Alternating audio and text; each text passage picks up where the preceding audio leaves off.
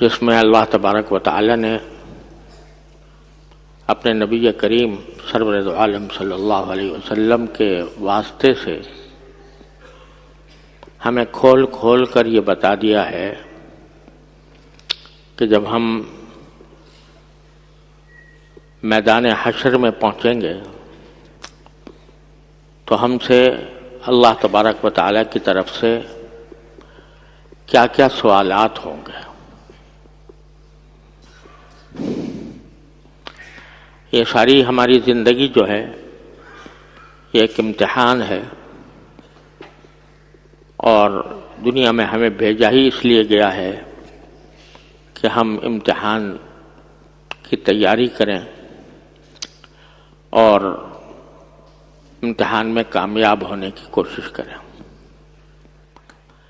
اس امتحان کے سوالات پہلے سے آؤٹ کر دیے گئے ہیں، بتا دیے گئے ہیں کہ وہاں کیا کیا سوالات تم سے ہوں گے۔ ان سوالوں کا جواب ابھی سے اپنے دل میں تیار کرو اور اپنا جائزہ لیتے رہو کہ میں ان سوالات کا کیسے جواب دے سکوں گا۔ تو نبی کریم سرور دو عالم صلی اللہ علیہ وسلم نے ارشاد فرمایا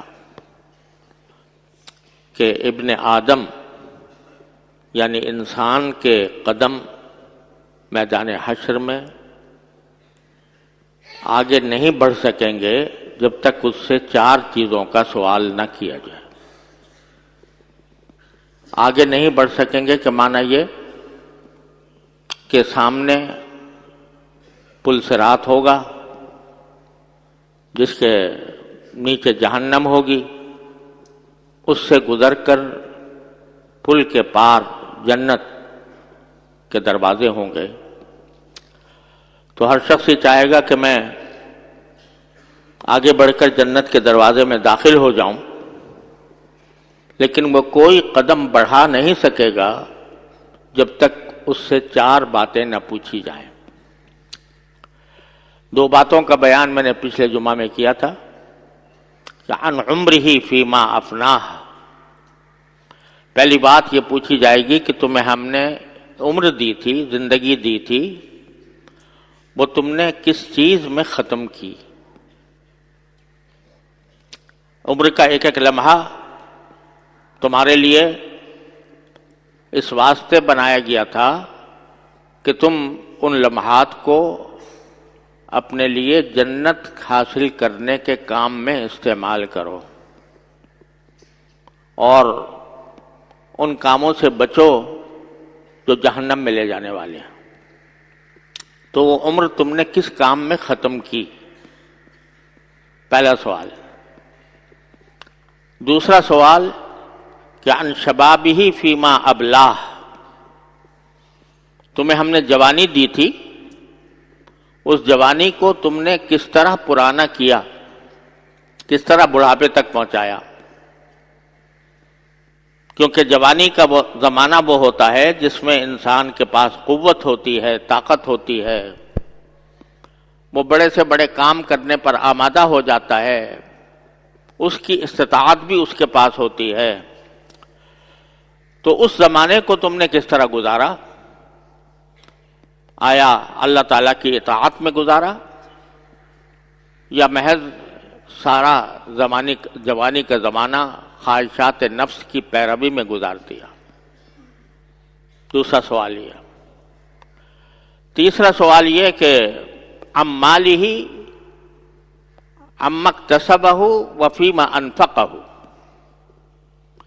یہ پوچھا جائے گا کہ تمہیں جو مال ہم نے دیا تھا وہ تم نے کس طرح کمایا اور کس طرح خرچ کیا۔ یہ مال اللہ تبارک و تعالی کی ایک بہت بڑی عطا ہے، اس کا ایک کرم ہے جو بندے کو ملتا ہے۔ اس کو ایک جگہ قرآن کریم میں خیر کے لفظ سے تعبیر فرمایا گیا ہے کہ اچھی چیز ہے۔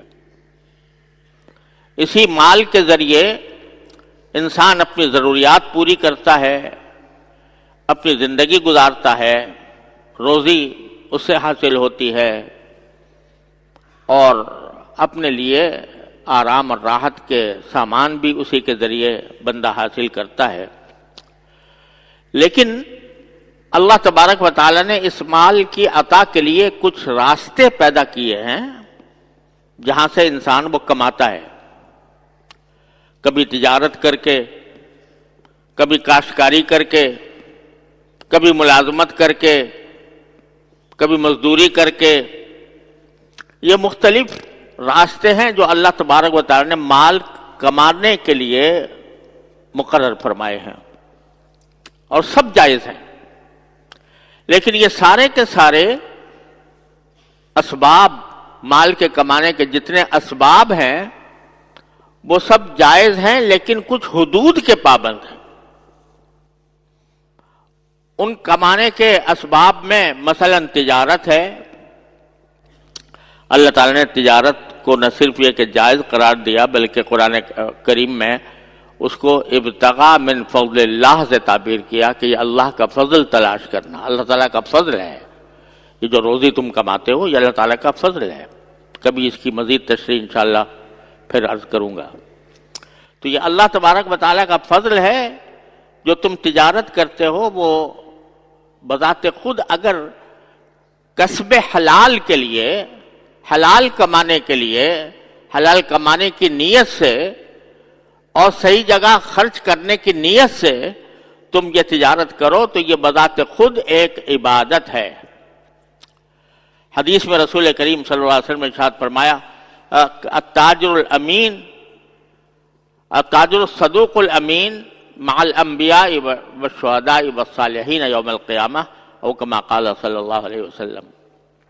جو تاجر سچا ہو، امانت دار ہو، وہ قیامت کے دن انبیاء اور شہداء اور صالحین کے صف میں ہوگا، ان کے ساتھ ہوگا. اتنی بڑی بات ہے. لیکن اس تجارت کے کچھ احکام عطا فرما دیے ہیں کہ یہ کام جائز ہے، یہ کام ناجائز ہے. اس میں اگر سچائی کے ساتھ تجارت کرو، سچ بولو، جھوٹ نہ بولو، دھوکہ نہ دو، ملاوٹ نہ کرو، تو یہ سارے تجارت تمہاری حلال، نہ صرف حلال ہے بلکہ عبادت ہے تمہارے لیے. اور اگر اس میں تم نے جھوٹ بولنا شروع کیا، دھوکہ دینا شروع کیا، ملاوٹ شروع کر دی، یا اس تجارت میں تم نے سود کا کام کیا، قمار کا کام کیا، تو یہ سارا کچھ مال جو تم کما رہے ہو سب یہ در حقیقت جہنم کے انگارے ہیں. یہ دوزخ میں لے جائیں گے تمہیں.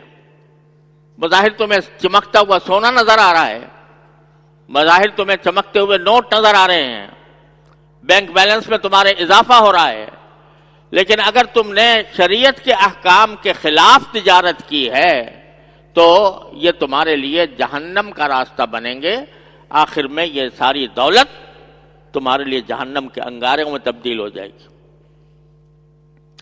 اسی طرح اگر ملازمت ہے، کہیں ملازم ہو تو ملازمت کرنا بھی یہ بھی ایک جائز طریقہ ہے کمائی کا.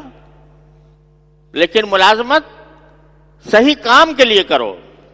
حرام کام کی ملازمت جائز نہیں ہے. کوئی ایسا کام جو شریعت نے حرام قرار دیا ہے اس میں آدمی ملازمت کرے، یہ جائز نہیں ہے. جہاں سود کا کاروبار ہو رہا ہو وہاں پر آدمی جا کے ملازم بن جائے اور سود کے کاروبار میں معاون بنے تو یہ آمدنی حرام ہے، ناجائز ہے. یا ملازمت کرے اور ملازمت کا حق ادا نہ کرے، یعنی جتنا وقت اس کے ذمہ فرض ہے کہ جتنا وقت وہ ملازمت کو دے اس میں اگر وہ کٹوتی کر لے، 8 گھنٹے کی ملازمت ہے اور 2 گھنٹے فضول گزار دیے، تاخیر سے پہنچا یا آخر میں جا کر جلدی اٹھ کے چلا گیا، جتنا وقت دینا چاہیے تھا وہ اتنا وقت نہیں دیا، تو یہ تمہاری تنخواہ کا وہ حصہ حرام ہے جس میں تم نے پورا وقت نہیں دیا. اگر 8 گھنٹے کی ملازمت ہے تو پورے 8 گھنٹے ہی دینے ہوں گے، اور چاہے وہاں کام ہو یا نہ ہو، تمہارا فرض ہے کہ جس جگہ تمہیں ملازم رکھا گیا ہے وہاں تم 8 گھنٹے موجود رہو، کام ہو یا نہ ہو۔ اور دوسرا یہ کہ جو کام تمہارے سپرد کیا گیا ہے اس کام کو محنت سے، دیانتداری سے ادا کرو، وہاں رشوت نہ کھاؤ۔ کسی سے کام، کوئی دفتر میں، کسی سرکاری دفتر میں ملازم ہے، اس کا فرض ہے کہ وہ خدمت خلق کرے، پیسے اسی بات کے لیتا ہے، اس کو مال اسی بات کا اسی کے عوض مل رہا ہے کہ وہ لوگوں کی خدمت کرے، لوگوں کے کام آئے۔ اب کوئی آدمی حاجت مند آتا ہے، ایک جائز کام لے کر آتا ہے، آپ کہتے ہیں کہ نہیں مجھے پہلے اتنے پیسے دو اور اس کے بعد میں تمہارا کام کروں گا۔ رشوت ہے، حرام ہے، الراشی والمرتشی کلاہما فی النار، حدیث میں رسول کریم صلی اللہ علیہ وسلم نے فرمایا رشوت دینے والا اور رشوت لینے والا دونوں گنہگار ہیں، دونوں جہنم میں ہوں گے۔ اب اچھے خاصی ملازمت کے کام کو تم نے رشوت کے ذریعے اس کو حرام کر لیا، وہ آمدنی حرام ہو گئی۔ بچوں کو کھلا رہے ہو تو حرام کھلا رہے ہو، بیوی کو کھلا رہے ہو تو حرام کھلا رہے ہو، خود کھا رہے ہو تو حرام کھا رہے ہو۔ بظاہر اس نے تمہارے مال میں تھوڑا سا اضافہ کر دیا، تمہارے مکان اچھا بن گیا، تمہاری گاڑی اچھی آ گئی رشوت کی بدولت، لیکن یہ مال اور یہ گاڑی سب یہیں رہ جائے گی۔ آخر وہ ٹھکانہ ہوگا کہ آخر میں قبر میں پہنچنا ہوگا۔ الہاکم التکاثر حتی زرتم المقابر، وہاں جا کے پتہ چلے گا کہ یہ رشوت کے پیسے جو میں نے کھائے تھے یہ میرے لیے آگ کے انگارے بن گئے ہیں، مجھے ان کی وجہ سے جہنم کی آگ میں دھونکا جا رہا ہے۔ اس وقت تلافی کا کوئی وقت نہیں ہوگا، آج مان جاؤ، آج اپنے آپ کو ٹھیک کر لو۔ ہمارے معاشرے پر جو ادبار آیا ہوا ہے اور دن بدن ہم دشمنوں کی سازشوں کا شکار ہو رہے ہیں، کبھی ہم پر وبائیں مسلط ہوتی ہیں، کبھی دشمن ہمارے اوپر غلبہ پا لیتا ہے، کبھی ہمارے اوپر پابندیاں لگائی جاتی ہیں، یہ سارے کے ساری باتیں اس لیے ہیں کہ ہم نے حرام خوری اختیار کر رکھی۔ ہمیں اس بات کا احساس نہیں ہے کہ جو پیسے میں کھا رہا ہوں یہ حلال ہے یا حرام ہے۔ قرآن کہتا ہے کہ تمہارا وہ جو تم مال ظلمن کھاتے ہو تو وہ مال نہیں کھا رہے، وہ کھانا نہیں کھا رہے، انما یاکلون فی بطونہم نارا، وہ اپنے پیٹ میں آگ بھر رہے ہیں، مگر احساس نہیں ہے، پیسے مل رہے ہیں۔ ارے خدا کے بندے، اگر جس وقت رشوت لی ہے اس کے 1 گھنٹے بعد تمہیں دل کا دورہ پڑ جائے اور ہلاک ہو جاؤ، اسی لمحے ہلاک ہو جاؤ، کیا انجام ہوگا تمہارا؟ وہ رشوت کے پیسے کیا کام آئیں گے تمہارے؟ کیا فائدہ تم حاصل کر سکو گے اس سے؟ لیکن رشوت ستانی کا بازار گرم ہے، کوئی کام دفتروں کے اندر بغیر رشوت کے نہیں ہوتا۔ پھر بھی ہمیں چاہتے ہیں کہ ہماری دعائیں قبول ہوں، پھر بھی ہمیں چاہتے ہیں کہ ہمارا انجام بہتر ہو، ہمارا وطن خوشحال ہو اور ہمارے عالم اسلام کی بھلائی اور خوشحالی کا سامان ہو۔ حدیث میں رسول کریم صلی اللہ علیہ وسلم نے فرمایا کہ ایک شخص ہوتا ہے جو رب اشعث مغبر، کہ اس کے بال پراگندہ ہیں، جسم مٹی آلود ہے، وہ دعائیں کر رہا ہے بڑی عاجزی کے ساتھ، یا رب ایسا کر دے، یا رب ایسا کر دے، یا رب ایسا کر دے، دعائیں مانگ رہا ہے، لیکن فرمایا کہ مأکلہ حرام وملبسہ حرام، کہ اس کا کھانا بھی حرام، جو پہن رہا ہے کپڑے وہ بھی حرام، ایسے میں اس کی دعا کہاں سے قبول ہوگی؟ یہ جو ہماری بہت عاجزی اور اضطرار کے ساتھ اللہ تعالیٰ سے گر گرا کر مانگتے ہیں، اجتماعی دعائیں ہوتی ہیں، رمضان میں سب دعائیں میں لگے ہوئے ہیں، شب قدر آ رہی ہے اس میں دعائیں کر رہے ہیں، جمعہ ہو رہا ہے اس میں دعائیں کر رہے ہیں کہ اللہ ہمارے حال بہتر کر دیجئے، ہمارے ملک کو ترقی عطا فرما دیجئے، عالم اسلام کی بہتری کا سامان فرما دیجئے۔ سب ہوا میں جا رہی ہیں دعائیں، کیوں جا رہی ہیں؟ اس لیے کہ اللہ تعالیٰ فرماتا ہے ان اللہ لا یغیر ما بقوم حتی یغیروا ما بانفسہم، اللہ تعالیٰ کسی قوم کی حالت اس وقت تک نہیں بدلتا جب تک کہ وہ قوم اپنی حالت خود نہ بدلے۔ جب کھانا حرام کا کھا رہے ہیں، رشوتیں کا بازار گرم ہے، سود کا بازار گرم ہے، जुए का बाजार गर्म है, धोखा फरेब हो रहा है, फिर भी दुआएं कबूल होंगी तुम्हारी कि तुम्हारे हालात बेहतर कर दिए जाएं। यही सवाल होना है क़यामत के दिन। रसूल करीम सल्लल्लाहु अलैहि वसल्लम फरमा रहे हैं, पूछा जाएगा कहां से कमाया था, हलाल कमाया था या हराम कमाया था? जवाब क्या, उस वक्त क्या जवाब दोगे कि मैंने तो फला से रिश्वत ली थी और रिश्वतों से मैंने अपने घर तामीर किए थे, अपनी कारें खरीदी थी, अपने माल दौलत में इजाफा किया था। तो तुम्हें माल के अंदर दो जवाब देने होंगे। एक एक कहां से कमाया, हलाल कमाया या हराम कमाया। अगर मुलाजिम भी कहीं मुलाजमत भी कर रहे हो तो उसके अंदर भी अगर तुमने अपने काम में कोताही की तो उस वक्त उस हद तक तुम्हारा तनख्वाह हराम हो गई। छुट्टी लेनी या झूठा मेडिकल सर्टिफिकेट दाखिल कर दिया तो गुनाह दर गुनाह, झूठ, धोखा, रिश्वत, क्योंकि मेडिकल सर्टिफिकेट ऐसे ही नहीं मिलता है, वो भी कोई रिश्वत दे के मिला करता है। रिश्वत का गुनाह अलग और झूठ बोलने का गुनाह अलग, और जो छुट्टी ली है उस छुट्टी की तनख्वाह हराम जो नाजायज तरीके से तुमने हासिल की है वो हराम।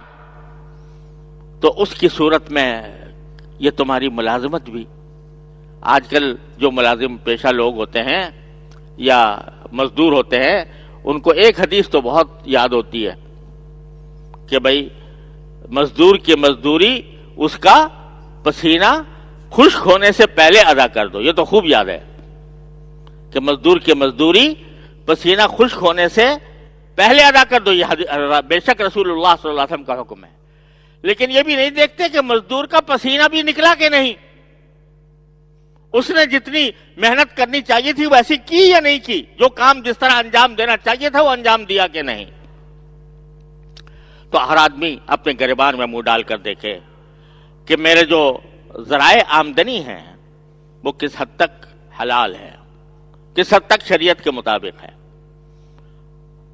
ये जो काम का वक्त है, जो तुमने बेचा है, जिसकी उजरत ले रहे हो, उसके बारे में फुक़ाए किराम ने फरमाया कि उस काम के वक्त में जो कि तुम्हें काम करना है, उस काम के वक्त में तुम्हारे लिए जो नफली इबादत भी हराम है। काम सर पे पड़ा है, आप नफलें पढ़ रहे हैं, आप तिलावत कर रहे हैं, लेकिन वो काम पूरा करना तुम्हारे जिम्मे फर्ज ऐन है। और ये तिलावत और नफली नमाज ये नफल है, इस पर तुमसे कोई मुआखजा नहीं होगा कि तुमने नफली नमाज क्यों नहीं पढ़ी थी, लेकिन वक्त पूरा नहीं दिया था तो उसका सवाल होगा मिन ऐन इक्तसबा, कहां से कमाया माल, यह सवाल होगा। और रसूल करीम सल्लल्लाहु अलैहि वसल्लम पहले से बाखबर हमें कर रहे हैं कि खुदा के बंदो किसी वक्त भी मौत आ सकती है। कोई गारंटी है कि तुम इतने साल जियोगे? किसी वक्त भी मौत आ सकती है। और आज तो आंखों से देख रहे हो कि खड़े खड़े इंसान रुखसत हो जाता है। तो उस जो जिंदगी दी है अल्लाह ने, उसकी कदर करो और उसमें अपने आप से खुद पूछो कि मैं जो कमा रहा हूं वो किस हद तक हलाल है, जायज है। दूसरा सवाल माल के बारे में, ऐना अनफका, कहां खर्च किया। ये शरीयत उसको भी बताती है तुम्हें कि कहां खर्च करो। जो तुम अपने बीवी बच्चों का पेट पालने के लिए खर्च कर रहे हो वो भी इबादत। हदीस में रसूलुल्लाह सल्लल्लाहु अलैहि वसल्लम ने इरशाद फरमाया कि एक लुक़मा जो तुम अपनी बीवी के मुंह में डालते हो वो भी सदका है, सदक़े का सवाब रखता है। अपने बीवी बच्चों को खिला रहे हो, उनको आफियत की रोजी उनको मिल रही है, ये भी सवाब है। वहां खर्च किया, बहुत अच्छा किया। तुमने अगर अपने आराम और राहत के लिए, तुम्हें अल्लाह ने वुसअत दी है और आराम और राहत के लिए कोई चीज खरीद ली है, वो भी तुम्हारे लिए जायज है। लेकिन नुमूद और नुमाइश के लिए कि मैं बड़ा आदमी कहलाऊं, मुझे बड़ा आदमी समझा जाए, दौलतमंद समझा जाए, सरमायादार समझा जाए, इस गरज से अगर कोई चीज खरीद रहे हो वो हराम है तुम्हारे लिए, वो इसराफ है। और इसराफ भी है और रियाकारी भी है, नमूद और नुमाइश भी है, वो नहीं जायज। या تم ایسے کام میں خرچ کرو جو حرام کام ہے، گناہ ہے. ایسی چیز کوئی آپ خرید لائے کہ جس کے ذریعے آپ جو ہیں فلمیں دیکھ رہے ہیں، مقصد یہ ہے کہ میں ان سے فلمیں دیکھوں گا، فوش قسم کی فلمیں دیکھوں گا. جو پیسہ خرچ کیا وہ حرام کام میں خرچ کیا، اور اس کو قرآن کریم کی اصطلاح میں تبذیر کہا جاتا ہے کہ ان المبذرین کانوا اخوان الشیاطین. جو ایسے فضول خرچ کرتے ہیں حرام کام کے اندر، وہ شیطانوں کے بھائی ہیں. تو یہ دیکھو کہ کہاں خرچ کر رہے ہو، وہ خرچ کرنے کی جگہ فی نفسی جائز ہے یا نہیں ہے. اور وہی تم اگر اللہ تعالیٰ کے راستے میں خرچ کر دو گے، اگر تم اپنی حیثیت کے مطابق کوئی صدقہ کر دو گے، تو وہ تمہارے سے بلاؤں کو دور کرے گا دنیا میں، اور جہنم کو دور کرے گا آخرت میں. تو خرچ کہاں کر رہے ہو اس کو بھی دیکھو کہ میں غلط خرچ تو نہیں کر رہا، اسراف تو نہیں کر رہا، نمود و نمائش کے لیے خرچ تو نہیں کر رہا، حرام کاموں کے لیے تو نہیں خرچ کر رہا. اس کو بھی جانچتے رہو. ہر وقت تمہیں یہ پرچہ بتا دیا گیا، یہ سوال ہوگا تم سے. تو جب تم کو خرچ کر رہے ہو تو پہلے ذرا سوچ لو کہ یہاں پر میں خرچ کرنا مناسب ہے کہ نہیں ہے. اللہ تعالیٰ اس سے راضی ہوگا یا ناراض ہوگا؟ آخرت میں مجھے جنت ملے گی اس کی عوض یا جہنم ملے گی؟ اس کو سوچ سوچ کر زندگی گزارو. اور اسی سوچ کا نام تقویٰ ہے. اسی سوچ کا نام تقویٰ ہے کہ آدمی جو کام کرے، چاہے وہ کمائی ہو یا خرچ ہو، اس وقت اس کو یہ دھیان ہو کہ میرا پروردگار مجھے دیکھ رہا ہے اور مجھے اس کا جواب دینا ہوگا. اگر میں اس کا صحیح جواب نہ دے سکا تو دہکتی ہوئی آگ ہوگی میرے سامنے. تو یہ دو سوال ہیں آج. آگے دوسری بات ہے انشاءاللہ اللہ تعالیٰ نے زندگی دی تو اگلے جمعہ میں عرض کروں گا. خدا کرے حضرت نائب صدر صاحب، حضرت مفتی محمد رفیع صاحب دامت برکاتہم، اللہ تعالیٰ ان کو صحت و عافیت عطا فرمائے. تو پھر آئندہ میں تو ان کی نیابت میں آپ سے بات کر رہا ہوں، اللہ تعالیٰ ان کو اتنی صحت دے کہ دوبارہ اس ممبر پر تشریف لائیں. اور بھائی ایک اعلان یہ کرنا تھا کہ آج ایک بات المناک حادثہ ہے جو پوری امت کے لیے ہے اور خاص طور پر اہل کراچی کے لیے، کہ ہمارے کراچی میں ایک خواتین کا ایک بڑا معیاری مدرسہ عائشہ، جو سالہ سال سے خواتین کی دینی تربیت کا عظیم کام انجام دے رہا ہے، اور اس میں خواتین عالمہ بن رہی ہیں اور اچھے معیار کی عالمہ بن رہی ہیں. ان کا فیض اللہ تبارک و تعالیٰ نے بہت پھیلایا ہے. اس مدرسہ عائشہ کی بانیہ اور اس کی ذمہ دار خاتون حضرت ساجدہ خاتون صاحبہ رحمت اللہ علیہ، آج ہم کو کہا جا رہا ہے. تو آج ان کی وفات ہو گئی ہے، اور ایک بہت بڑا چشمہ فیض اس طرح بند ہو گیا ہے. یہ بہت بڑا حادثہ ہے، بہت بڑا سانحہ ہے.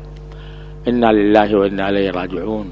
اللہ تبارک و تعالیٰ ان کے درجات بلند فرمائے، ان کی خدمات کو قبول فرمائے، اور اس کے بدلے اللہ تعالیٰ ان کو بہترین صلہ آخرت میں عطا فرمائے. ان کے پسماندگان کو صبر جمیل عطا فرمائے. ابھی نماز جمعہ کے فرض کے بعد انشاءاللہ ان کی نماز جنازہ ہوگی، اور نماز جنازہ آج ہم نے پہلی بار اپنی یہ جنازہ گاہ بنائی ہے جو محراب کے آگے ہے. تو اس لیے بنائی ہے تاکہ سارے حضرات اکٹھے نماز جنازہ میں شریک ہو سکیں. تو انشاءاللہ فرض کے بعد، نماز فرض کے بعد 2 رکعتیں جو فرض ہوں گی، اس کے بعد انشاءاللہ پہلے نماز جنازہ ہوگی. سب حضرات اپنی اپنی جگہ پر رہتے ہوئے نماز جنازہ میں شریک ہوں، اور اس کے بعد پھر سنتیں ادا کی جائیں گی انشاءاللہ. اللہ تبارک و تعالیٰ مرحومہ کو اپنے جوار رحمت میں جگہ دے اور ان کی خدمات کو قبول فرمائے. وآخر دعوانا الحمدللہ رب العالمین.